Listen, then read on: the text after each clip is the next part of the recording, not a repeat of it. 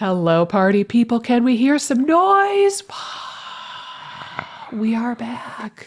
We are back with root causes of SIBO. So, this is part two of our root cause conversation. If you missed the initial kind of root cause conversation, go check out that episode. But since a lot of you people have SIBO and you're most curious about SIBO, let's talk about some root causes of SIBO. And I guess we could say IBS as well, because I think that there's a lot of overlap between those two worlds. Would you like to start us off, my darling? Yeah, I will say too, we're doing a lot of two-parters in season 2, which I like. We're in the mood. We're in the You mood. know? Again, we can't fit it all in a logistical, timely manner, so we have to extend it to multi-episodes. Yeah, but I like that we talked about the framework and of root causes last time. I think again, like from an IBS SIBO standpoint, I would say probably one of the biggest is like post-infectious type issues. I think there can be multiple things that happen here. You know, the biggest one that you hear a lot about is just kind of like the nervous system effects that happen post infection, where the body almost mounts an autoimmune type attack on the nerves post food poisoning or like gut infection type event. I also think sometimes people can have like long-standing or like some dysbiosis brew post infection, just with kind of the diarrhea and the inflammation and all that stuff that is driven post-infection. But I think for the most part, most people who have long-term post-infection issues have some nervous system breakdowns that have occurred through that time that might be ongoing post the actual incident. So if you're having these immune reactions that are essentially attacking the nerves or the nerve proteins in the gut, then you're going to have longer term issues, and it's not going to be so acute. It's going to be a little bit more chronic. But yeah, I think that that's a really, really common one. I know like it's sometimes one of the more obvious ones, because you'll talk to people and they'll be like, I was never the same after I had that barbecue sandwich. And you're like, Exactly. Blast that barbecue sandwich. Was it worth it? You know? So I was all finicky too at Thanksgiving. We're recording this right after Thanksgiving, but like, you know, my mom like botched the turkey and the turkey was not cooked in the middle, and they're like, well, the outside's okay, and I'm like, there's no way I'm gonna eat this. And she had another like turkey breast that was cooked. It was weird. She had like two and one was cooked all the way. I'm like, I'm definitely gonna eat the one that we know is cooked. Like, I'm not gonna risk it at all. Or maybe take that undercooked one and just slap it in the microwave for like right 3 minutes on high. Just kill it the rest of the way, and then maybe it'll be edible. Right. Yeah, probably dodged a bullet there. I do. Likewise, I find that my family, not my husband for the record, but my family, like my parents, are much more lackadaisical about possible food poisoning than I am. And like, I was never super anal about that, but seeing people with post-infectious SIBO or post-infectious IBS, I'm like, if I'm going to be skittish around something, it's probably going to be this, because like I've seen it really wreck people's health. But to your point, and I know like Dr. Pimentel, aka according to one person I heard, Dr. Pimentel. I'm never gonna stop saying that. I thought that was the worst thing ever. Well, now I keep saying it like in reality, genuinely? like I'm just like now confused what the actual pronunciation is, because you say Pimentel all the time. So I'm like, sometimes I'll talk to people and I'm like, yeah, Pimentel, or Pimentel. Like again, I get thrown a little bit with how I'm speaking, just because we talk so much and you've been really sticking to Pimentel. I know. Just because it's so funny. Like, really, you thought that's how the guy's name was pronounced. And also, have you not heard him be introduced ever? Right. But, you know, it's funny you say that, by the way, as a side tangent. So my in-laws' first names are Barb and Paul. Well, sometimes for fun, like we'll refer to them jokingly as Parb and Ball. But then we've done that so many times that now like sometimes accidentally will refer to them that way. And luckily they know and they think it's funny. But my mom was like, we have to stop calling them that because I accidentally called them that when they were here last time. And I was so Oh my embarrassed. gosh. I was like, it's fine. But anyhow, that delights me that I'm seeping into your everyday life. I'm seeping into your subconscious little by little, and you're never going to get rid of me. I'm like a fungus. Oh gosh. But the friendly kind of fungus, at least. yeah. The fun fungi. But yeah, I think to your point, I've heard Dr. Pimentel talk about this before. And if you look at like those IBS SMART tests, for example, you could have an antibody against the CDTB, the toxin of the bacteria. Cytolithial distending toxin. Yeah. Or you could have the antivinculin antibody, and that's like the autoimmune one it's attacking the nerves of the intestines that regulate motility. And I know I've heard him say, like, if the anti-CDTB comes back positive, which I think I've only seen once, then that probably means that you had food poisoning like more recently, or you have an immune response against that and it's still ongoing. Versus if you have the anti-vinculin antibodies, then that's more of what you're talking about, like this autoimmune, like inflammatory kind of barrage on the neurons that run motility. And oftentimes, I think that those guys have two flavors. Like this world, I should say, the post-infectious IBS. There are the people who are like, I had food poisoning and I was never the same since. Almost like I never recovered is Right. another way to say it. Right. Like ever since I had that hot dog from the street vendor in Chicago, like I've had IBS ever since then, or I've had SIBO ever since then. Some people though, because of this autoimmune thing, some people, they'll have the food poisoning and that totally sucks. And then they'll have like a month or two or three or four where they feel like they've recovered and they're pretty Right. okay. And then later on, the food poisoning kind of sets in, or they get the IBS symptoms rather.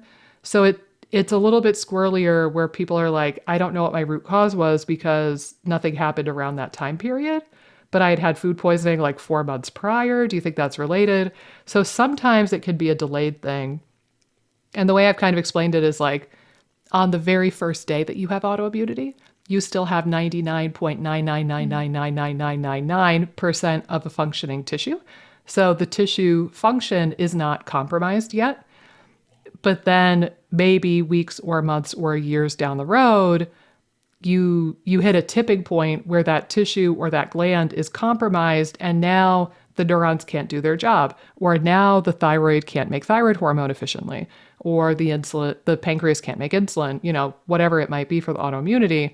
And I think that might be what's happening with those people is like the delayed response is like it just took that long for the antivinculin autoimmunity to really get cooking and do its thing and damage the motility. But either way, this creates a problem of poor motility, of dysmotility, either way you look at it. Yeah. And I agree, the dysbiosis thing too. Yeah, it's interesting that you're talking about the time frame because I also feel, there's going to be people too where the inflammatory process and how aggressively their body is attacking the vinculin could be different. So like some people, again, it might be a little bit more of like a subtle increase in that antibody, and then other people might have sky high and it just really aggressively is causing a lot of damage to the nerve proteins. So I do think there's a lot of factors like what you're saying that could affect the speed of which the breakdowns occur. So yeah, I like that you bring that up, that it doesn't really have to be the immediate effect. And I've definitely had conversations with my clients where it's been like, oh, you said you had a food poisoning around this time. And then 6 months down the road, the wheels were really coming off. Mm-hmm. Certainly could be at play still. It's not like you're totally out of the woods at that point. Yeah. And I will interject here though, if I may. Yeah. I think probably one of the recurring themes I see the most is that people are really, really desperate to have answers and find their root cause. Like this is a really hot topic. I think that for better or for worse, the internet and functional medicine lead you to believe that you will not get better if you don't know the root cause. Right. And I think that also we paint this picture of like, you could definitely always know your root cause. You just have to Oh, keep yeah. like digging for it. So it's not to say like, if you're one of these people who are like, I don't know my root cause, nothing makes sense. Oh, maybe it's this. Like, maybe I would say ballpark, probably if you had food poisoning or what you believe to be food poisoning within about 6 months of the onset of symptoms, that's where I would start to think, yeah, this could be related. And this is where you could do that blood test, like IBS Smart. It's $200 or 250 or Right. something USD. So it's not terribly expensive, but that could tell you if you have this autoimmunity at play instead of just theorizing. But yeah, it's not to say that like everybody who can't think of the root cause or can't figure out the root cause, like this is going to be it for them. Yeah. Well, and I think to your point, not everyone that has food poisoning probably is going to develop antibodies either. So, there's certainly a bunch of people that I've worked with where they're like, maybe even it was a driver in their progression of getting worse, like a worsening progression, but they get tested and they don't really have the antibodies, or again, like they're not super responsive to prokinetics, or, maybe they get some relief, but it's not like they need them ongoing, or like there's, Yeah. do you know what I mean? Like they're not necessarily reflecting what I would think if it was like a strictly kind of an autoimmune situation. They might be Yeah. more responsive to some of the interventions. So yeah, I don't think that everyone with food poisoning has like an autoimmune type presentation either. So that's something to keep in mind too. You can't just think that like, oh, my food poisoning is the only factor as well. If Yeah. there's all these precipitating factors as well. Maybe you've had gut symptoms your whole life. Because I'll kind of talk to people too, and they're like, this food poisoning really shifted the scale. But then you actually talk to them and it's like, oh no, they've been having IBS symptoms for a long time. They were just not, they were more of an annoyance than a big burden, and not as life disrupting as they are now. Yeah. So, they're probably, and I think too, it's interesting just talking about food poisoning and infections. How many times have you been somewhere and like, you have 6 friends eating the same food, and 2 people have horrible food poisoning, and then like 4 people are like, I'm fine. How irritating Yeah. it is when the people that are fine, you're like, blast. I don't like that I don't want you to feel ill, but why am I feeling ill and you're Yeah. not? Unfair is the word you're looking for. It's unfair. But yeah, I think that usually people have maybe some genetic predisposition. Maybe there's some, again, the microbiome's already a little bit hanging on by a thread, or like not necessarily overly, Dysbiotic. right. It's already dysbiotic in some way. There's a lot of stress or something. So Yeah. again, there's definitely some reasons, or you have digestive capacity, like maybe your stomach acid didn't kill the pathogen. Yeah. So, if you're someone that has tended to get food poisoning when other people haven't, that there could be, again, like some breakdowns preceding that probably that make you more prone anyway. Yeah. And similarly, like you could have 10 people who have had food poisoning, like honest to goodness confirmed food poisoning, Right. and not all of those people will go on to develop post-infectious IBS. So, kind of rabbit trailing off of what you said, it's similar, I think. Things that would make you more susceptible to post-infectious IBS when you do have food poisoning. I bet pre-existing dysbiosis is probably one of those factors, right? Because then like the ecosystem has a harder time recovering and like dampening the inflammation and the inflammatory process that leads to the autoimmunity.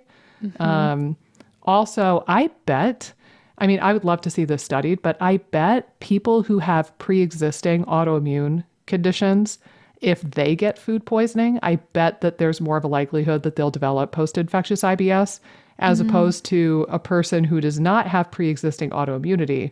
Because it's almost like the immune system is already like a little bit jacked up, a little bit persnickety, and Jumpy. yeah, jumpy. It's already a little jumpy, and the immune system has already made one mistake, right? Like if the immune system accidentally attacks your thyroid, who's to say the nerves couldn't be next?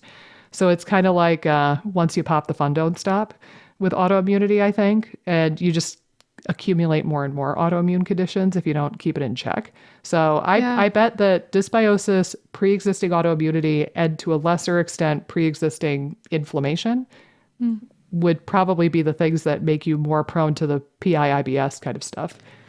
Yeah, I 100% agree with you. So I feel like we covered this pretty good. Do you have anything else? Do we want to move on? I feel like we covered that. I think that's pretty good. I want to give us something to noodle on before we move on to other ones. Yeah.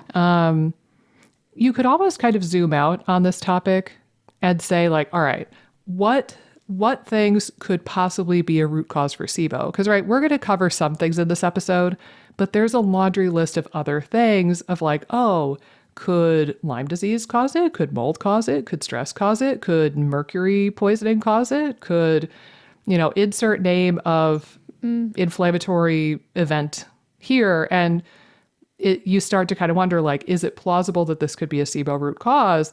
And knowing that we're not going to cover 100% of the possible root causes in this episode, though we may try, I'll just give us a framework at this point to say, I don't know about you, but I firmly believe at this point that there's 2, maybe 3 primary issues going on with SIBO and IBS in general. 1 is poor motility. 2 is dysbiosis. And 3 is like mast cell kind of stuff. There is quite a bit of research that there are either more mast cells or the mast cells are more like irritable and degranulated in the small bowel or the colon or both of people who have IBS. So I wonder, I think that the other 2 things are the primary root causes of SIBO. I think it's dysmotility and dysbiosis, but then maybe a tertiary one could be that's like directly contributing to it, but also is probably secondary to the others, I think is mast cell and like histamine kind of issues. Right. So now you can kind of zoom out and go, okay, what sorts of things could possibly cause dysbiosis? What kind of things could cause poor motility? Or like, you could also think of it under the umbrella of nervous system impairment, right? Because like the nerves need to run the motility. Right. So if you think broadly about like the enteric nervous system and the vagus nerve, like we're basically just talking about the health of neurons at the end of the day here with motility. So you can kind of zoom out and think like, all right, what kind of things would piss off some neurons and make them not do their job super well? What kind of things would cause dysbiosis? And what kind of things might piss off or degranulate mast cells and make them lose their minds? So maybe that's a good segue into, let's talk about hypochlorhydria, low stomach acid. Because I think these are probably the top 2, in addition to stress, which I think we could talk about next. But we're rounding out the top 3 most common contributors to IBS and SIBO. So do you want to weigh in a little bit about hypochlorhydria?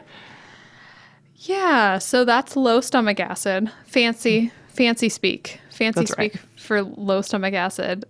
I think, again, when it comes to stomach acid, again, I like that you're zooming out because I think the knee-jerk reaction is let's throw some HCl in the mix, which could certainly be helpful in supporting HCl levels while you're doing other things to correct some imbalances. And like we've talked, like if you're just someone that prefers to take HCl forever, that's fine too. Like no judgment here if that's how you want to manage the low stomach acid scenario. But typically, again, there's some different root causes for low stomach acid. But I do think when you have lower stomach acid, it just throws the pH, please.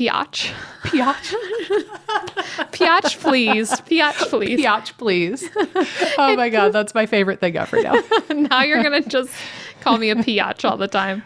Yep. I'm writing this down. I'm writing the marker down so I know where to refer to with this video again. Oh my gosh. But the pH is thrown off, or the pH, as I said before. The pH is thrown off downstream. And pH, I feel as though it's not talked about a lot, but when you're thinking about dysbiosis, why would you develop dysbiosis? There's typically going to be environmental factors that break down. We already talked about like motility breaking down if you have food poisoning. Well, if you have low stomach acid, pH changes will cause different bacteria and microbes to grow compared to other microbes. So it's not as conducive to a healthy microbiome if your pH is off. And again, just generally, you're going to feel symptomatic eating foods if your stomach is off as well. Like you could feel that digestive insufficiency occurring if you don't have enough stomach acid. So again, there's an aspect of that directly driving symptoms, but then also creating an environment where the dysbiosis thrives from and the SIBO thrives. Right. The SIBO the SIBO thrives. Correct. Yeah. Yeah, I think you're spot on that. Like low stomach acid, if you look up the symptoms of low stomach acid, or even if you look up symptoms of H. pylori, which we know suppresses stomach acid, like they have a lot of overlap with the symptoms of IBS and SIBO. Right. Like postprandial fullness, bloating, burping, feeling like the food just kind of like sits in your gut like a brick of lead. Just a lot of it overlaps with the symptoms of SIBO and the symptoms of IBS in general. And to your point, like if you're just not breaking down your food, like chemically, and you're not digesting your food, you're not digesting your protein, your B vitamins, your minerals, like that's throwing off your digestive capacity and your ability to absorb and assimilate nutrients. So that alone is going to cause a lot of symptoms. But then, altering the pH of the environment, it's kind of like if you were in a microbiology lab and you had a bunch of petri dishes, right? Like you could theoretically try to grow one bacteria and you could set the pH of one dish to like 2.0, the next one at 3.0, the next one at 4.0, 5.0, 6.0, 7, 8, 9, 10. And you could try to grow the same bacteria on all 10 of those plates. And you're going to find that there's a sweet spot where like maybe that particular bacteria grows really, really well at a pH of 8, and it grows reasonably well at a pH of 7 or a pH of 9. But then once you get down to a certain range, like pH of 6, it won't grow at all. Or maybe another bacteria does really well at a pH of 4, but by the time you get up to like a 6 or a 7, it's totally dead. So, it's like you're altering the chemistry of the petri dish in the stomach itself, but also the small intestine if you're altering the pH and having things like low stomach acid or low digestive capacity. So that's brewing an environment ripe for the growth of bacteria and ripe for the growth of bacteria that you don't want specifically. Usually when we have pH issues, you're not going to grow like a nice healthy crop of bifidobacteria in that situation. It's going to be like a nice healthy crop of candida and proteobacteria. Right. Yeah, and I think too, if you're peeling back the layers and we've done whole episodes on these things, but if you're peeling back the layers of what's driving, Nikki is peeling back an onion like Shrek in the movie Shrek. It started as an onion, and then I kind of went with banana, and I was going to take a bite, but then I decided that would be too weird even for me. So anyhow, if you're not on YouTube right now, you missed out on that acting skill of mine. We went very down. This episode has been fun. We have the Piach moment. We have if you're not watching it, we had a peeling of an onion / banana. We're all over the board here. But I do think, like I was saying earlier, I think the knee-jerk approach is, I'll just take HCl and that'll cover the base. And I find a lot of people aren't peeling back the onion enough there as to what might be at play or off driving the low stomach acid. I think low stomach acid can be driven by like nutrient deficiencies. Why am I struggling with my words today? Am I having a stroke? What's going on? You're distracted by my beauty. That's it. But nutrient deficiencies, such as like iron, zinc, I even think magnesium works some of the pumps that make acidity or that pull hydrogen ions into to make the HCl and make Yeah. stomach acid. I think protein and calories are also going to be important for stomach acidity and really digestive function as a whole. So those things can be at play. Other things like nervous system stuff plays a big role in Vagus acidity. If you're nerve. stressed or constantly in fight or flight, you're not going to be producing a ton of acid or maybe enough acid for you. H. pylori, we talked a little bit about that. I think any sort of damage to the gut lining can also, or the stomach lining, like if someone has gastritis, Yeah. sometimes that can be at play. Drinking, NSAID use, that kind of stuff. NSAIDs. And to that point with gastritis, there's atrophic gastritis specifically, which is autoimmunity against the parietal cells, aka autoimmunity against the cells that make stomach acid. Right. So you could be just inadvertently attacking those parietal cells, and then that's why you're not able to make a ton of HCl. Right. Right. And I should have said at the beginning, just for the record, we have an entire episode about post-infectious IBS from season 1, and we have entire episodes on hypochlorhydria and H. pylori from season 1. So if you want a deep dive, you could absolutely check those out next. Right. But yeah, there are a lot of root causes of the root cause, so to speak. I think also I just want to emphasize stress. Like if you're in fight or flight mode, or fight, flight, freeze, appease mode, as I've heard it called in more recent years, like if you're in survival mode, you do not have the energy or the resources to worry about something piddly like stomach acid. Your body, for whatever reason, thinks that you need to run away from the metaphorical tiger, and you're in survival mode. So like just going back to all of the vagus nerve, vagal tone, stress mitigation kind of stuff, and like getting solid sleep, and just managing your stress, like that alone could really just allow the stomach to do its job properly. So I think that's probably one of the most common causes of hypochlorhydria, honestly. Well, and I think stress in general is going to hinder motility, digestive capacity, immune function, histamine, like everything that you just mentioned as being, big umbrellas as to what causes IBS and SIBO is going to be affected by stress. I think nutrition is the other big one. If you're looking for big themes that affect all three of those, stress and nutrition, that's why it's so important, again, like to manage your stress and to get enough nutrition. Yep. And those are probably the two biggest things that I feel like my clients struggle the most with or have not put enough emphasis on in their strategies to get better. They've focused a lot more on trying to get their protocol correct, restricting foods. Maybe they've talked about stress, but it's just like, it's not stress, so. Yeah, kind of like a denial a little bit. Yeah. And again, like I do have some clients who are very aware that stress is at play and they just are struggling to manage it well. But I think more often the trend is, I have stress, but I don't think that's it. Or I'm doing some stress management. But it's not something they've put a ton of emphasis on. But yeah, I think like stress and nutrition weave through all the layers of the umbrellas that you'd mentioned and are so foundational. And again, that's why you don't want to skip beyond the unsexy things. You want to do the unsexy things really well, because if you don't, it's just hard to make progress with anything digestively. Well, A, you're not going to make as much progress, but B, you're going to be wasting your time and money. Right.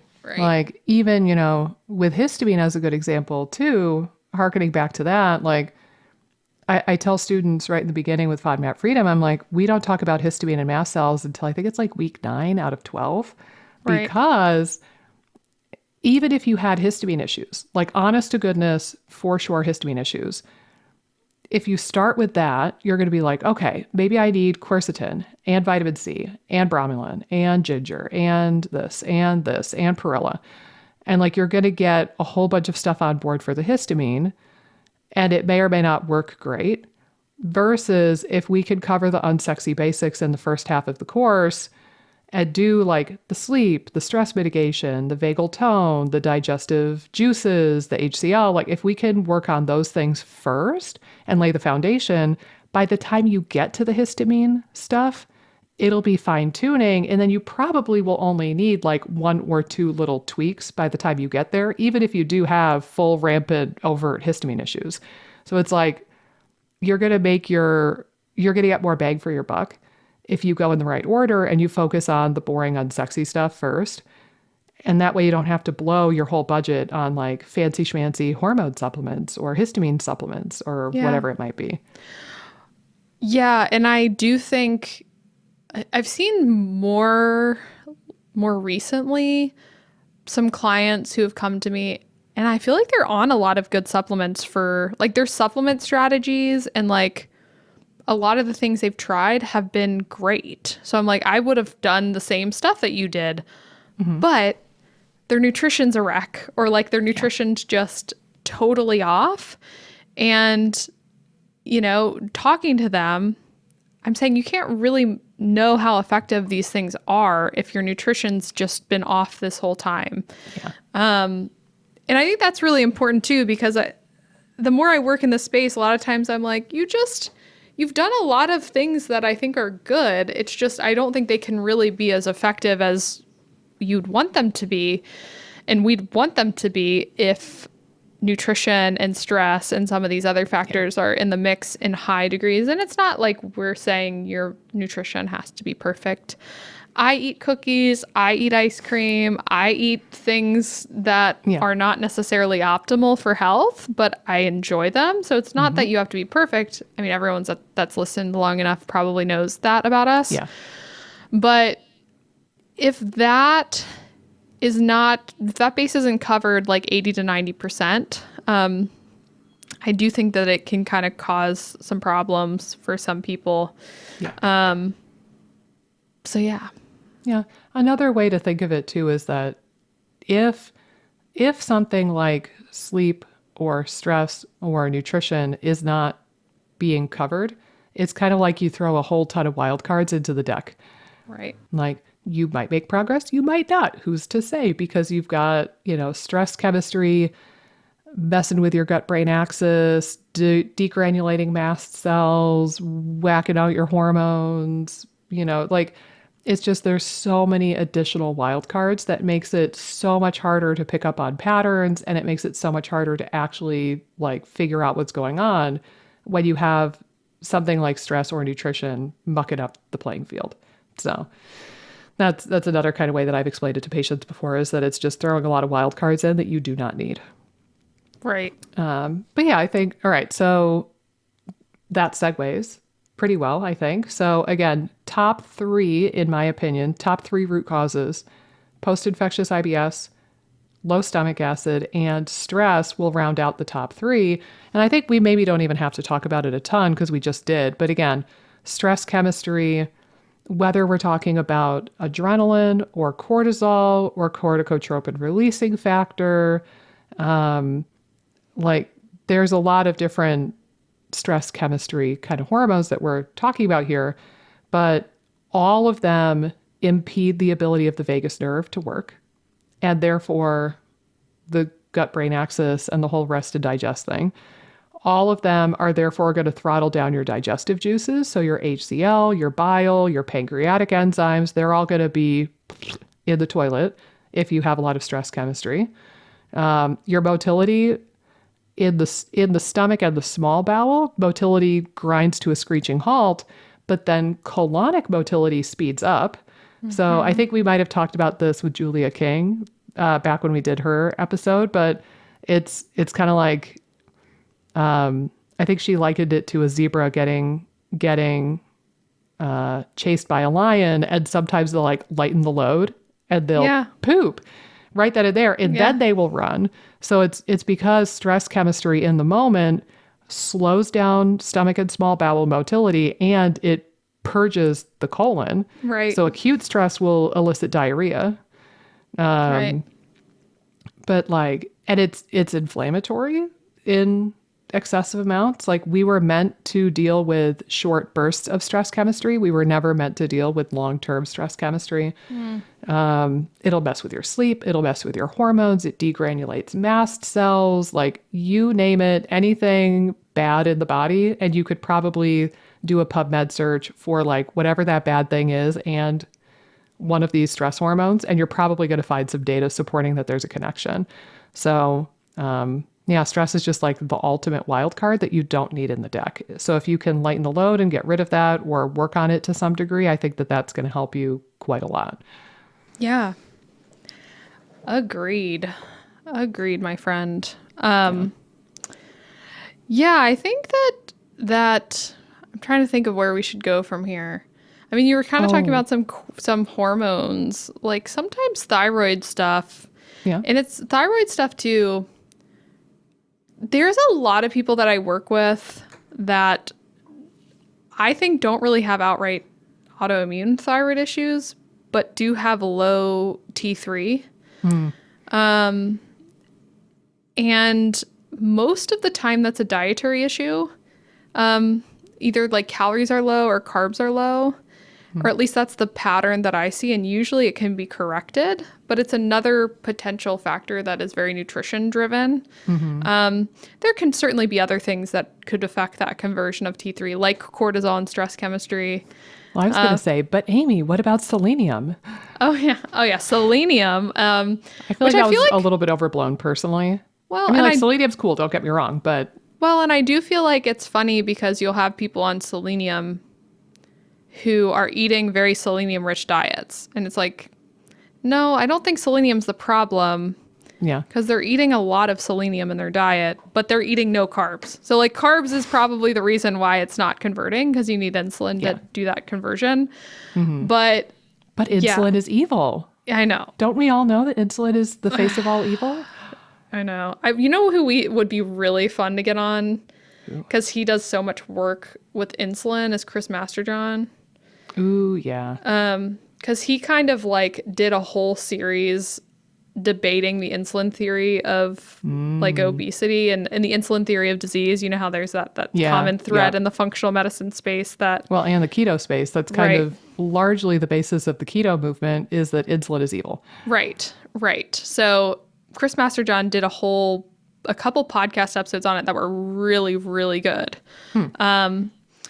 But yeah, I think that, again, thyroid stuff, sometimes if it's just been a little wonky, and usually it's people that have come from the functional space that know, oh, my thyroid's a little suboptimal. Sometimes they've been on meds, sometimes they haven't.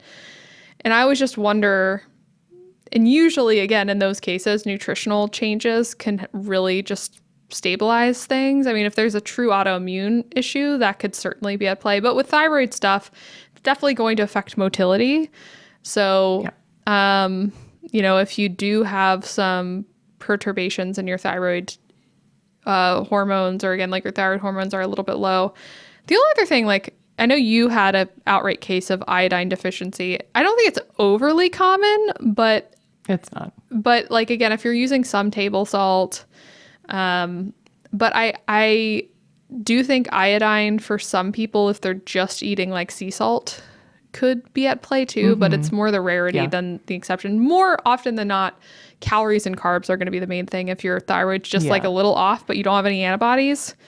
I think the iodine thing is going to present more as like high TSH, low or normal T4. Right. But then selenium theoretically would present more with low T3, but the other two are normal. But I think you're right. I think that just overall calories and carbs, that's probably the driving factor. And maybe stress too is a driving factor for that one as well. But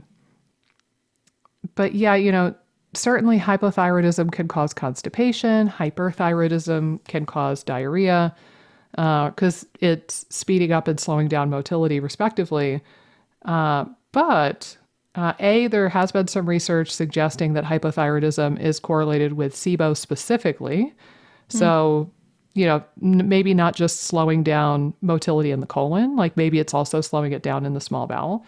Right. But also, like going back to that kind of umbrella way to look at this. If you look at it from the lens of nervous system dysfunction, Right. and just like what would piss off a neuron and what would make it hard for a neuron to do its job effectively, thyroid hormone lights up the brain in such a good way. Like it activates pathways and like fires up those neurotransmitters. And it's literally like with hypothyroidism, it's like the lights are dimmed in the brain. And then when you correct the thyroid levels, it's like the lights are back on.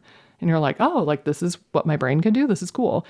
So, a lot of these symptoms of hypothyroidism, like fatigue, brain fog, maybe some depression, like some sleep issues, like that's all a hint to you that your brain is kind of being throttled down globally and it's not as healthy as it could be. But then that also means that the other neurons in your body are not healthy. So like the vagal nerve nuclei and the vagus nerve and the enteric nervous system, those neurons are probably feeling the same way, but you just can't perceive the symptoms in the same way as you would your brain-based neurons. So even from that perspective, or like you need thyroid hormone to heal the gut lining. So if you were to get some leaky gut for whatever reason, it's going to be a heck of a lot harder to heal that gut lining if you are also hypothyroid. Yep. So pretty important stuff. Yeah. But easy enough to test for. Yeah. Like I do find most doctors are at least willing to run TSH. And I know a lot of people get kind of cranky with their doctors because they only want to run TSH. And my profession has convinced you that you need a full thyroid panel. And I like full thyroid panels, but also even just start with the TSH. Like, see if that gives you anything useful. And if it does not, and if you're still convinced that you have a thyroid issue, then you could press for a full panel, or then maybe you could like go to another provider or go to something like directlabs.com or something like that. Hashtag not sponsored. Like you could do something like that. But, if your provider is only willing to order like TSH or TSH and T4, like start with that at least and take a stab at it and see if that turns up anything useful. Right. Because if you are blatantly hypothyroid and your TSH is elevated, then you just got answers for like relatively little hassle. And you might not need anything fancier than that to start out with. So, but the thyroid thing is pretty important. And I just want to throw this out there. I might have talked about this because I'm 99% sure we have an episode about hypothyroidism as well in season 1. I think we do. But I'll mention this.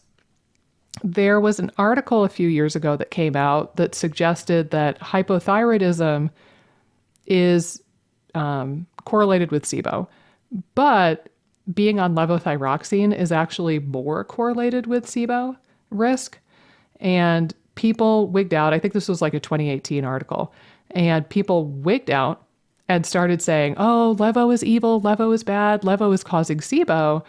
But I do just want to take a second to point out, I think that what's actually happening is that we're using the presence of this prescription medication as a proxy for how long-term or how severe the autoimmunity is.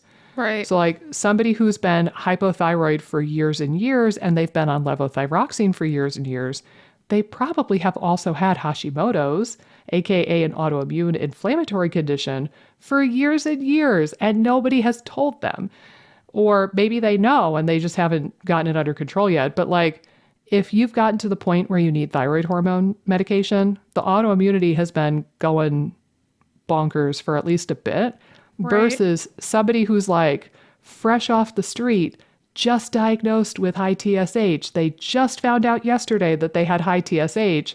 Like that person theoretically has not had an autoimmune process for nearly as long as like a 20-year veteran on levothyroxine. Right. So I really think that it's not the levo so much that plays a role. I think it's like persistent inflammation or persistent autoimmunity that is messing with your motility, messing with your nervous system, and then that is conducive for SIBO, and maybe messing with like the gut lining and stuff like that too. But I think that that's actually what made the correlation versus the drug itself. So don't demonize levothyroxine too badly. Right. I remember us talking about this at some point. That's a really good point. it's a crapshoot in the previous 109 episodes where it would be, but I'm pretty sure there's a hypothyroid episode, so it would most likely be there that we discussed it. Right. Right. Somewhere in the deep, archives. dark archives. Yeah, where else do we want to go from here? Well, Go ahead. I'm a teeny bit surprised that one hasn't come up yet. I was going to mention it before the hypothyroidism one came up. Antibiotics. Oh, yes. Yes, queen. For the dysbiosis bit. Oh, yes, I mean, 100%. You ought to think of two things that'll cause dysbiosis pretty much 100% of the time. Right. Antibiotics and a restricted diet. Oh, yeah. So, I wonder if that could be a root cause for SIBO or IBS or both as well. Certainly, I think, was it Cipro? I seem to remember Cipro you was took. horrendous for me. Yeah, and Yeah, that's it's funny where 'cause- your symptoms got way worse, right?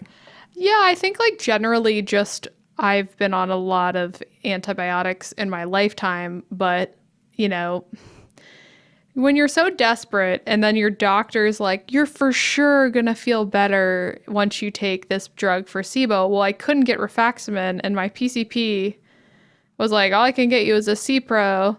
And the functional doc I was working with was a chiropractor and they were like, just do it. You'll feel a lot better. And I'm like, okay. And I did it and just felt like absolute garbage. I had a lot of fungal stuff pop up too post that. Not surprising. But yeah, I just think the degree of which you've been on antibiotics, in your totality of your lifetime, probably affects the microbiome in a lot of different ways. And then certain ones can be really big heavy hitters. Cipro can be a really nasty one for a number of reasons, but it's pretty broad spectrum, gonna just knock a lot of stuff out.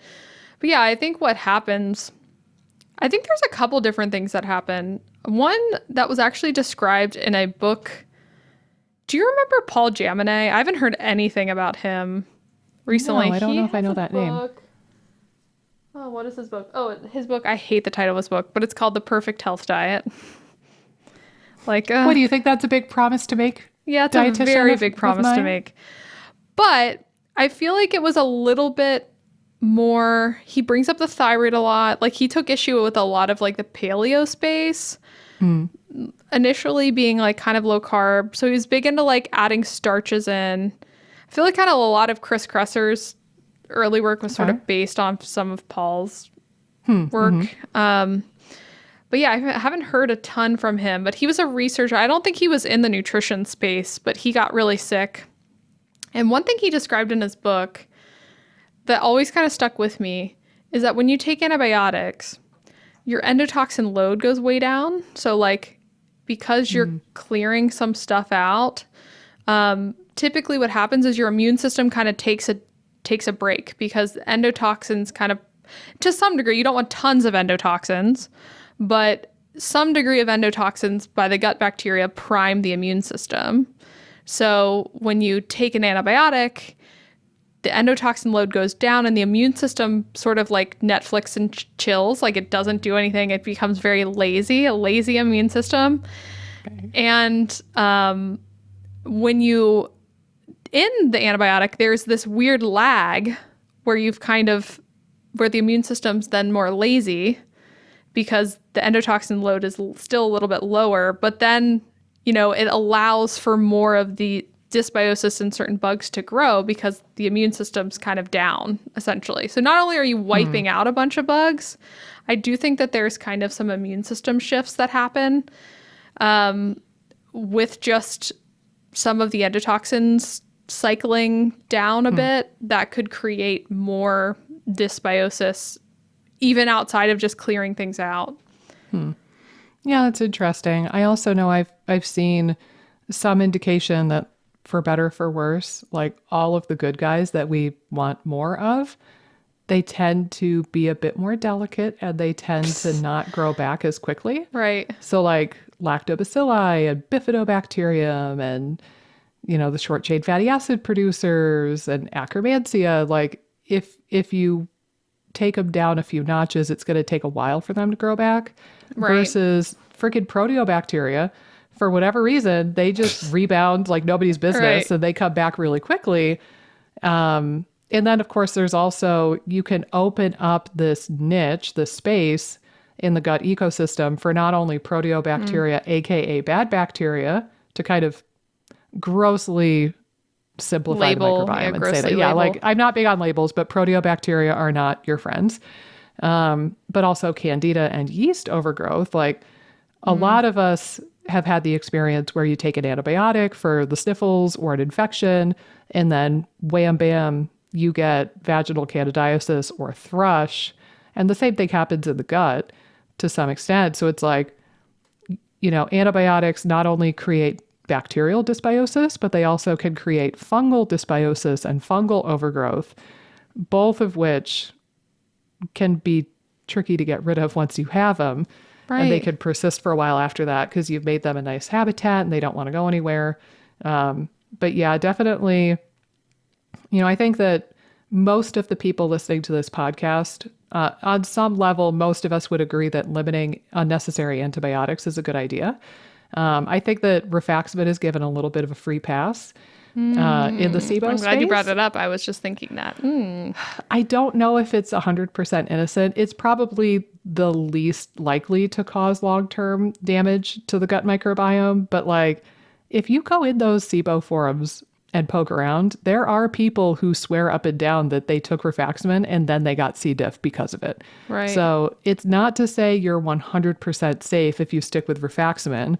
I think that it's if I had SIBO for sure and I had to pick one or the other, I would pick that over like Cipro or Oh, 100%. doxycycline or something else. But yeah, I think that one gets a free pass. And even worse still, freaking herbal antimicrobials get the biggest free pass of all. Right. Right. All of y'all, to sound more southern than I actually am, we need to calm down with the oregano and the berberine and the dysbiocide and the FC-Cidal. And like, these are all great products and I love them a lot.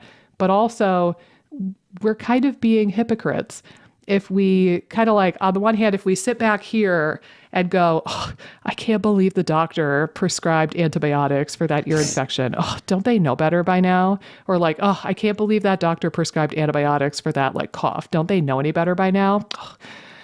But then on the other hand, you're like pounding down the berberine and the oregano and the allicin like it's Right. nobody's business. Like we can't do both of those things. We need to at least be a little bit more cautious with the overuse of herbal antimicrobials and respect them as what they are, which is natural antibiotics. Right. Right. No, 100%. Yeah, I think it's so ingrained in the SIBO and IBS space to just use them a little bit willy-nilly or like the second symptoms return. I know GI docs that'll just say this is a chronic issue. You need to take antibiotics forever and it's just going to be something you're going to have to cycle through every 3 to 6 months. And that's lazy. That's lazy. And again, like I even see, NDs and functional medicine doctors saying you're going to have to cycle through herbal antimicrobials every 3 to 6 months. And that's not, I've never really seen that to be the case for 99.9% of people. I think you're probably not getting all the way there if you feel like you need to Right. lean on that type of a strategy, right? Right. Like there's some stone that has not been turned or there's some root cause. I think that may be the exception. Like to your point, 99.9% of people. When we say that, I guarantee a lot of our listeners are going to be like, but I'm the 0.1%. No, Right. you're not. Sit back. What I think I mean by that, and I will share my opinion and then you can weigh in too. The 0.1% in that case where they really honestly might need to think about longer term antimicrobials or cycling through them every now and then, this would be like the short bowel syndrome kind of people, like the old school, the OG SIBO kind of people. Maybe something like systemic sclerosis where there's a lot of adhesions and a lot of scar tissue, like confirmed for real scar tissue Right. in there. And I could probably wrap my head around like people who had had gastric bypass surgery or Roux-en-Y, and their intestines were sliced and diced, and their stomach was sliced and diced to a point where they no longer have normal anatomy. But shy of those three scenarios, I would bet solid money that nobody listening outside of those three scenarios fits into that 0.1% that we just talked about. Yeah, it's interesting you bring that up. I did have a client. This is so interesting too. So I did have this client who had trauma to his abdomen. I think like he was I don't know if he was in the Marines. He was in some sort of armed forces, and he had some sort of trauma to the abdomen and had to have like his stomach removed essentially. So he was just he was a crazy case where, you know, I took him on. I was like, I don't know, like we can kind of figure this out together. I'll research and help you, but like I don't know if I'm the right fit. And he still wanted to kind of proceed. But the interesting thing for him, so like people had been telling him for years, because this happened, you know, a long time ago, like 30 years ago. So like throughout time, people were saying, oh, you have too much bacteria. Like even before SIBO was like a big thing, they were suspect of it. So he would take antibiotics for it. And this was like back in like the 2000s, like, you know, when SIBO wasn't a big thing. But what was so fascinating about his case is that he felt way more responsive to probiotics than antibiotics. But yet his doctor was adamant to do the antibiotics like every month on the dime. Like, so like every month he was doing antibiotics and like getting worse and worse and worse.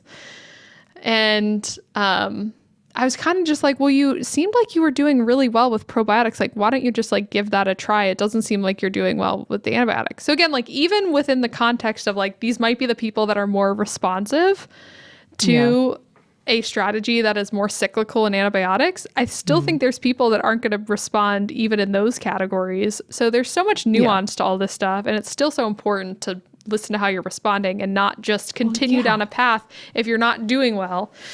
Can you just imagine the amount of ego that those doctors had to say, like, I know that your body is telling you one thing, but I know what's going on, and it's completely counterintuitive to what you just told me. Like, don't listen to your body, listen to me instead.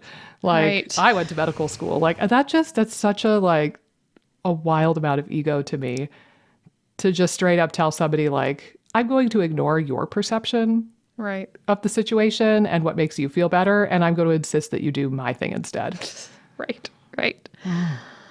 Humans. Oh, Lord. Well, we're wild creatures. No, I'm glad you brought up antibiotics. I think... And... Go ahead. So, a gift to you, my dietitian sweetheart, also.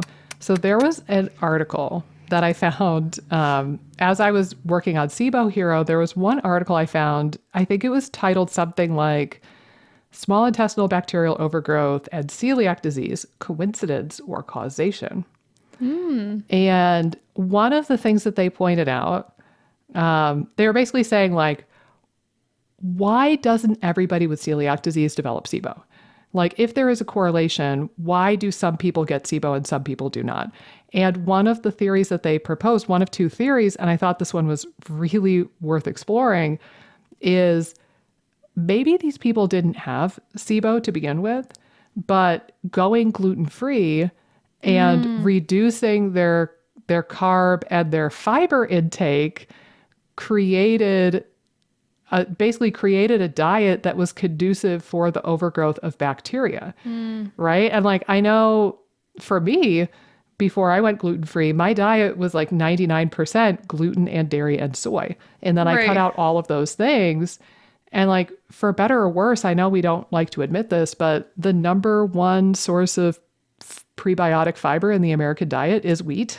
Yeah. So, you know, you take somebody who's maybe not getting a ton of fiber or maybe not getting the RDA anyway, and then you take out the bread that was serving as like their one and only prebiotic source. Yeah. Or like a major prebiotic source for them, all of those nice fructans. And now it's like, okay, you went gluten-free and that could be anti-inflammatory for you if you have celiac disease. but you also tanked your prebiotic intake and you're doing a lot more simple white carbs like white rice flour and potato flour and cornstarch and, like more processed high glycemic gluten-free items like gluten-free breads. So I thought that that was a really viable theory, and I really hope it's explored more in future research. I'm going to try to pull the quote, and I'll read you the exact quote that I put in SIBO Hero because I thought it was that compelling. But would No. you like to weigh in, oh dietitian of mine? No, I think that that's really fascinating. And I should probably read that paper. But yeah, I think any sort of major dietary change like that, I think could be shocking to the system in various ways.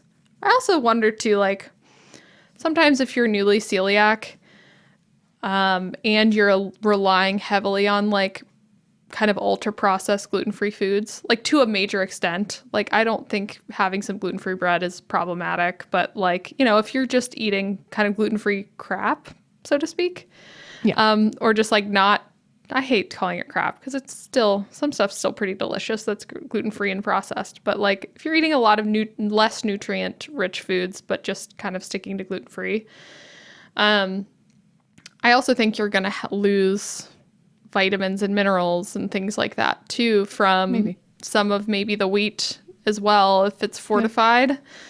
Although to play devil's advocate to that, if you have celiac disease and you're malabsorbing because of the celiac disease, even if the food itself has fewer vitamins and minerals, you might absorb more of them if you're Right. not bombarding your poor It's a good gut with point. wheat. It's a good So point. maybe it's a wash. But Yeah.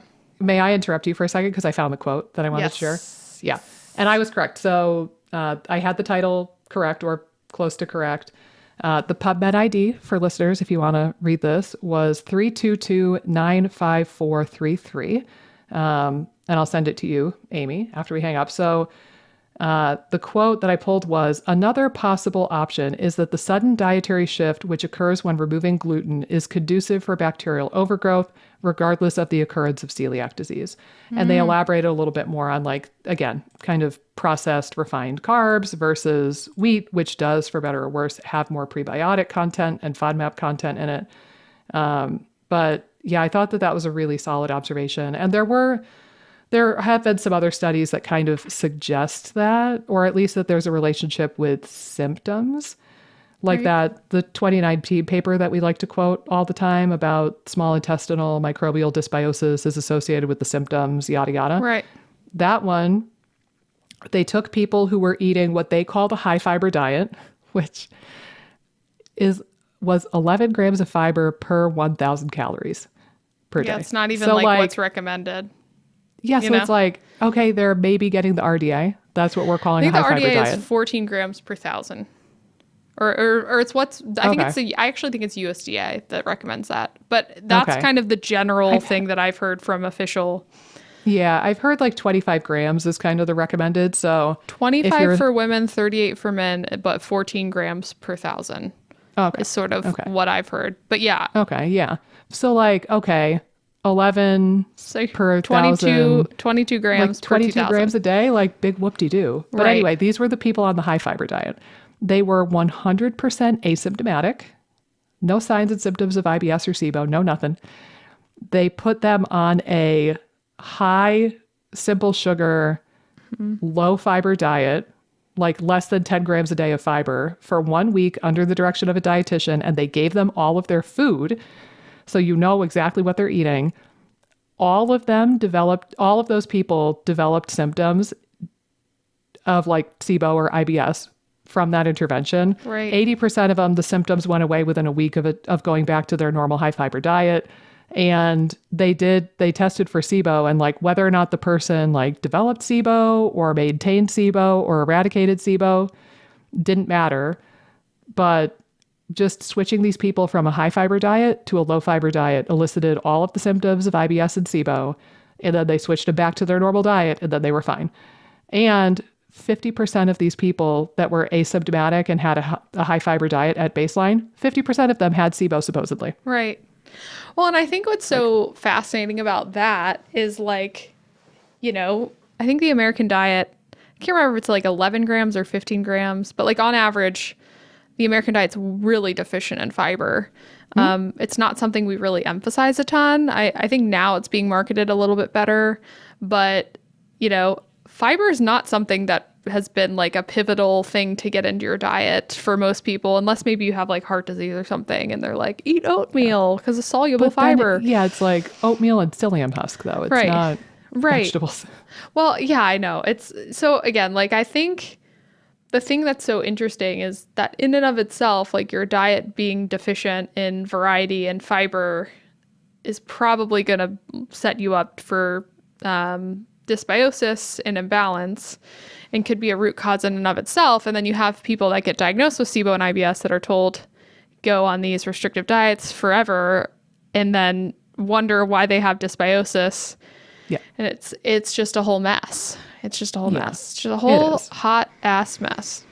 It is. Yeah, it's kind of a lot, but yeah, I think again going back to what would cause dysbiosis, again, antibiotics, antimicrobials, restrictive diets, just not getting enough fiber, like these things are so common. Right. One other thing I did want to bring up that's just kind of random that I see pattern wise with some of, especially my female clients, it could be male clients too, but anyone that's been consistently someone that like yo-yo diets or, and this goes back to just not getting enough nutrition, but I think like if you've been someone that's been very intense about like weight loss or dieting, I do think that there's a high percentage chance that like just the dysfunction from a metabolism standpoint, a nervous system standpoint, a hormone standpoint, all those things are going to lead to an environment that you could develop IBS or SIBO symptoms. Yeah. Dysbiosis and digestive capacity issues, motility issues, all those things can occur in like a chronically low caloric state. But I just think it's not necessarily something that's discussed as a risk factor a bunch, but just being someone that's dieted a bunch and like has had maybe their metabolism never like regulate for 20 years could potentially be a factor for people too. Yeah. Well, and just think of it this way too. Your brain takes up what is it, like 20% of the calories that you consume, or is it 20% of the oxygen that you take in? One or the other, or maybe both, but your brain guess is as good as mine. I think it might be 20% of the oxygen. I don't even know. I'm not going to wager a bet, but your brain consumes 20% of something. Let's leave it at that. Whether it be calories or glucose or oxygen, it's one of the three. But right.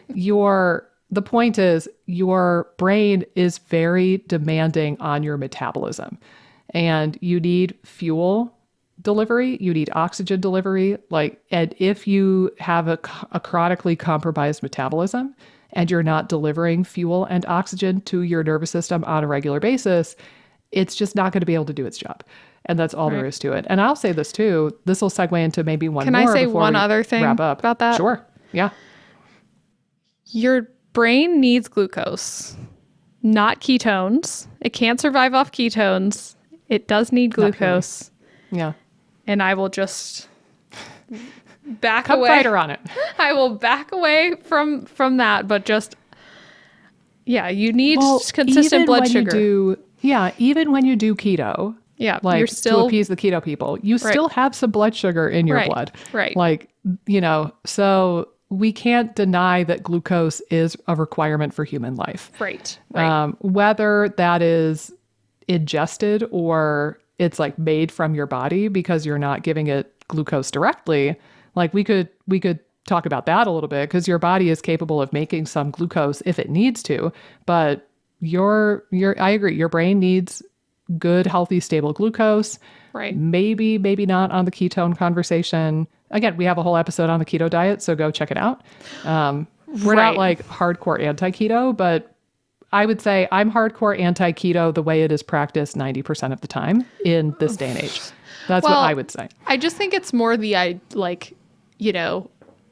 way it's touted in the keto space. Like, oh, my brain runs on ketones and like that's how it should run. And it's like, not that ketones can't potentially help your brain, but like, your brain and your neurons need glucose to function optimally. And again, your body can adapt in a low carbohydrate state to provide your body with glucose in the bloodstream. So definitely Yeah, it's can be the like case.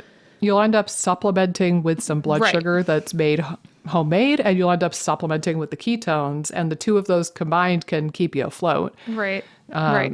I just But think yeah, it's I kind of mean, funny. It's like, my brain doesn't need carbs. It's just it gets ketones. And I'm like, what? okay. Okay, And cool. you say that angrily in all caps lock. Like, Right. okay, sure. Okay. It's I'm going to give some credit to Datis Karazian. Now, I will say Datis is going more into like favoring keto in recent years, which is interesting. But he always did a really good job back in the day, at least, of bringing us back to kind of the fundamentals. So, like in his brain chemistry course, for example, he would talk about the pathways and the dopamine and the acetylcholine and the GABA, but then he kept bringing it back and he's like, what do neurons need to be healthy? Right. Glucose, Yeah. oxygen, stimulation. Right. Those are the three. If you are lacking one of the three, nothing else matters. Don't even bother with the thyroid. Don't even bother with the histamine. Don't even Right. bother with anything else. If one of those three things is out of whack, good luck to you because Right. the nervous system is not going to work. And I appreciated that he wasn't just all about like, buy my special proprietary serotonin supplement. He was always like, no, guys, like if your person is anemic, you really need to work on that first. Right. Or like if their blood sugar regulation is crap, you really need to work on that first. Right. But shoot, I think that there was another point I was going to make and I derailed, but your thing was very worthwhile. So I'm glad for the derailment, but I did derail a little bit and I don't remember what I was going to say now. I can think Yeah. of one or like kind of a combination. Like Okay. I think liver and gallbladder stuff. Again, gallbladder wise, I've definitely worked with my share of people that have like gallbladder sludge or like a couple small stones or like have Yeah. had their gallbladder removed. And sometimes, again, just having poor bile flow can be a factor Yeah. for SIBO just because bile does play like an important antimicrobial role. It also it's important for digestion of certain nutrients like D and A that can kind of regulate microbes. I think Yeah. it again it's just going to help you better your nutrition in general if you're able to digest well. But yeah, I think True. like that could certainly be at play like for MMC function and motility. So that if there's like sludginess or weirdness going on in the gallbladder, or if you've had it removed, that could potentially predispose you to more IBS SIBO-esque symptoms. I also think too that sometimes there's like upstream stuff in the liver that might affect like bile production. I will say too that, the secret to, or like you don't want to dip too low in fat. I find sometimes with some of my gallbladder patients, like the knee-jerk reaction is like, oh, being freaked out of fat. But if you do that too hardcore, then it does hinder flow as well. So, Yeah. but yeah, I think like sludginess can certainly cause some issues. I think from a liver standpoint, because the liver produces bile, like if you're kind of low in choline in your diet or Makes you wonder about vegans and vegetarians. yeah. Vegans especially. Yeah, I had a poor client. I tried to get her to take choline. She was very freaked out about taking a choline supplement. I think because of what is the, oh, now I can't think of it. There's some sort of fallout with some choline based stuff with some microbial byproducts, and now I can't think of what it's called. Oh, like TMAO or something like that. TMAO. Or TMA. Yeah, TMA. Oh, That- okay. Yep. Yeah. That's what she was all freaked out about. And I was like, but you're not eating any. Like, I'm really worried about your. Like you're going to go from 0 to something. You'll be fine. Like Right. you're not eating 5 Right. steaks a day. Right. So, but yeah, I think that sometimes there could be some production stuff that happens. And then again, like if the liver's just inflamed for some reason, it could certainly cause some bile flow issues. Sorry to interrupt. Will you kind of bring your mic a little bit closer to you, by the way? You sound a little bit quiet. Sorry, is this better? Yeah. Sorry, I was moving a little trying to bit keep away. that smooth, sexy audio going. Mixmaster Mike's gonna have his work cut out for me. For That's him, all right. I mean. He'll normalize the levels and do all the filters and the magic that he does. So Remember when he asked me, what did he ask me about my computer? I don't know. oh, he asked you if you had a hard disk drive or a Right, and I was like, solid state drive, and you were like, I don't know. Like, I got a computer, Yeah, and that's what I know. and it goes on the internet. I can Google and I can find links to talk to people, but that's about it. That's all I know. There you go. There you go. Well, you're doing better than my dad. He still doesn't know how to turn on a computer, Well, let alone do anything on it. So seems you're like a doing low good. We're bar. still It back seems like a on- low bar. It is. I'm still trying to teach him the art of the double click. Okay. Kid you not. Oh Still my hasn't mastered that one. He'll do like the click, click. And I'm like, no, Dad, double click, click, click. No, Dad, double click, damn it. Oh gosh. At this point, he doesn't need a computer. He'll just take that lack of skill to the grave. It's all right. He got through this much without needing a computer, so he'll do okay. I know. One other thing I will mention that cracks me up about my dad. So my dad, it was like had a very successful career as an engineer in aviation. So he worked with like airplanes and stuff. And he again by the end was like the Simon Cowell at his work. He worked for GE. But he was kind of like someone that would just sit on panels and stuff and judge projects. But it cracked me up because I don't think he ever learned how to do a PowerPoint, but he had to give presentations all the time. So he would just have like young people do his PowerPoints. So I'm like, don't you ever like want to like make adjustments and stuff? And he's like, no, I just have them do it. Like, I'm like, okay. I just don't understand how you've That's so made it funny. like your whole career and like not learned how to do a PowerPoint. But again, he made it work. He was just like having his minions do his PowerPoints. But I mean, when you're big and important, you've got minions to spare. You might as well just have them do the PowerPoint for you. guess so. Although honestly, like coming out of the other side of doing SIBO Hero now, I kind of like weirdly like PowerPoints. oh yeah, Like I like setting up like the animations and like the fade in, the fade out. I have this one series of slides. You'll see it when you get SIBO Hero, but which it should have probably been emailed to you as we record this actually, because today it was coming out. But I have this series of slides in the root cause section of the practitioner course actually. And it says the mechanism will set you free.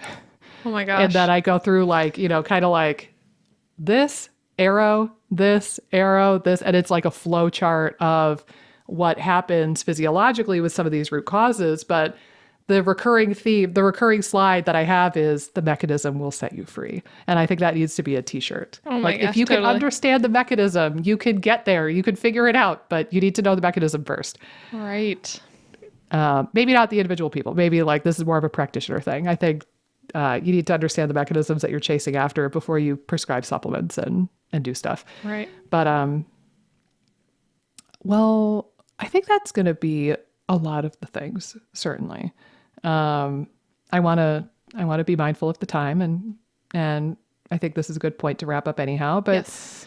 you heard it here, folks. So post-infectious IBS, post-infectious SIBO, whatever you want to call that kind of world.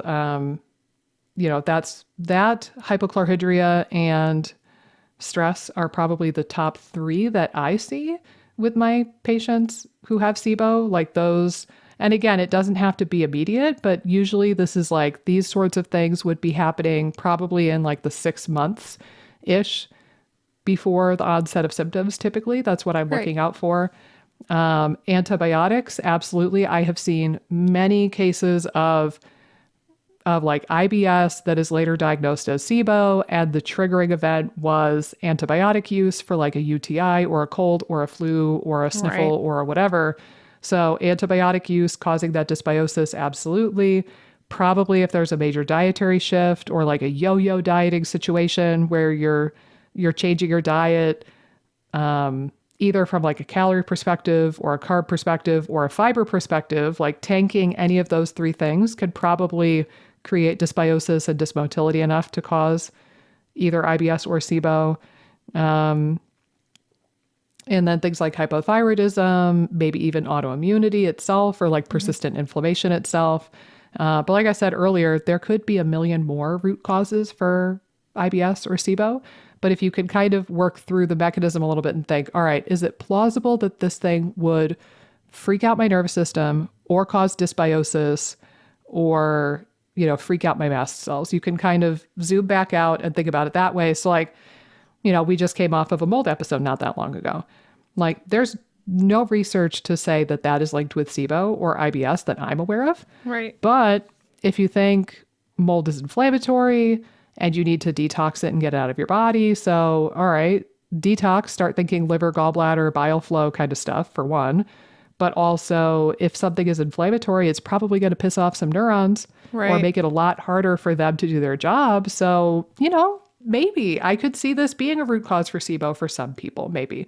So you can kind of work through it like that and think about the root causes in this way. And then you can come to your own conclusions about other root causes that you might be questioning after this episode. So hopefully that helps. Love it. Love you. Love you, Missy. You're such a pioche. Pioche. That's going to be the new one. Again, that's like the mechanism will set you free should be one new t-shirt I make. And then Pioche, please should be the next one with Amy like snapping. Oh my gosh. That should be the next one I make. Look, I'm going to retire and I'm just going to open Nikki's t-shirt emporium. Oh yeah. And I think you'd like, rock that. I could I could do it, honestly. Or maybe an Etsy shop. Maybe that's like the stepping stone to get to Nikki's t-shirt emporium. Because going from nothing to an emporium does sound a little bit daunting. But yeah, maybe I need to open myself up an Etsy shop and get crack-a-lackin' on this. Show. That's right. Dreams. That'll be the next evolution of my career. How about that? Next phase. But for the time being, I'm going to stay here and chill out with you guys and talk about nerdy gut stuff. And oh my gosh, we are getting so close to a guest episode that I'm like positively going to pee myself with excitement over. Are you even going to be able to handle yourself? I don't know. Am I going to have to take control, take the reins? Possibly. Well, no, I'll probably just like, it's going to be like when you're going to have word Emma. vomit everywhere, probably like maybe like, like just jump, like maybe be way overexcited. That's probably what I'm picturing now. Well, it's going to be, I was very excited to talk to Emma from Therapy in a Nutshell last year too. And I think I controlled myself. The funny thing is, so side tangent to wrap up the episode. So with my bachelor's degree, I did an internship as like a personal training intern for this place that trained like higher end athletes. And when all of us interns got there for the internship, they kind of did like a tour and a debriefing. And they straight up told us, they were like, look, we have a lot of famous athletes here. You cannot be a goober and you cannot like ask them for their autograph or be inappropriate. Like you have to be cool about this. And like among them, so for example, like the LA Galaxy, David Beckham's team or former team, like we trained the Galaxy. Yeah. But David Beckham wasn't there at the time. He was like in England or something. So I never got to meet him. Posh. Yeah, with Posh Spice, exactly. So, stuff like that where it was like we had like Olympians and combine athletes and like NFL athletes and the LA Galaxy, like David Beckham's team. And all of the other interns were like sports people. Right. Like a lot of people who major in exercise science or kinesiology are very like sportsy, athletic type of people. And they're like passionate about exercise. And all of them, they were like, oh, this is going to be really hard. Okay, I'll try. Oh my God, I have to really think about this. And I was like, I'm good. All right. Like, I don't care about sports. All right. I'm not going to know who any of these people are. I honest to God, I would not know who David Beckham was. If he walked by me and talked to me like in the hallway, I wouldn't know who he was unless he had a jersey on that said David Beckham. I would associate the name of like, oh, that's a famous person, but I would not know who he was from a hole in the wall normally. You know what's a cute David Beckham story, by the way, before we wrap up? What? So when the Queen died, he like waited in the same line as all the like the regular folks. So like he was just hanging out with all like the other people waiting to like see the queen's body. I don't know what they were waiting for, but they were in this long line for like 12 hours. Like it was like insane. It was like they had been there all day. It just would be funny to like be in line with like some random David line Beckham. with a famous person, you know? Yeah. Well, it is kind of nice. Like you are not more special than us. You're going to Well, wait that's in what line they with the were rest of us saying. kind They of were thing. saying too, Yeah. like that he could have jumped the line, you know, Yeah. but he didn't. He wasn't that like is kinda acting like sweet. he was better than everybody Yeah. else. Well, look at that. I don't know anything about David Beckham, There you and go. now I have a favorable view on the man. Oh yeah, You know, and he's very somebody's- posh. Well, that does win brownie points because I was self-proclaimed the Spice Girls' biggest fan when I was Oh, younger. I love the Spice Girls. So, oh my God. We should have a whole episode on Spice Girls. No, we should just have a viewing party for the Spice World movie. Oh yes. Do you know? I have a really funny story I have to tell you off camera about Okay. something Okay. that's hilarious, very but intrigued. I can't say it on. I'm very intrigued. We'll watch Spice World and then the Britney Spears road trip movie. Oh That'll my- be like our double feature, and we'll Crossroads. stream Isn't it. it called like Crossroads or something? Yes, Crossroads. Yeah, we'll stream it live. It'll be like a big to do, and then we'll like occasionally pause the movie and answer questions about gut health or something. Yes, It'll be exactly. amazing. Oh my God. Well, now that you guys have the most random episode ever to look forward to, at some point in the future, I'm not going to divulge the guest appearance, but just know that we have a super cool, super amazing guest appearance, and I'm super pumped, and I'm probably going to squeal just a little bit. And yeah, I think that's a wrap. So thank you guys for tuning in as always. I hope you're enjoying the super sexy audio. I'm going to mention this like every episode for the rest of time, I think, just to like make my husband cringe. But really, I think we're sounding amazing. Now I look back at season 1 episodes and I'm like, ooh, the audio did need some work and I just didn't know. So apologies, but also, it is what it is. We're learning with you. We're just learning how to podcast. You're learning about the gut. But thank you, for liking, subscribing, leaving a nice 5-star review, doing all the things that you do. And we will see you back here on the IBS Freedom Podcast for a super cool guest interview. I think that'll be the next episode after we record this. So we will see you then. In the meantime, take care.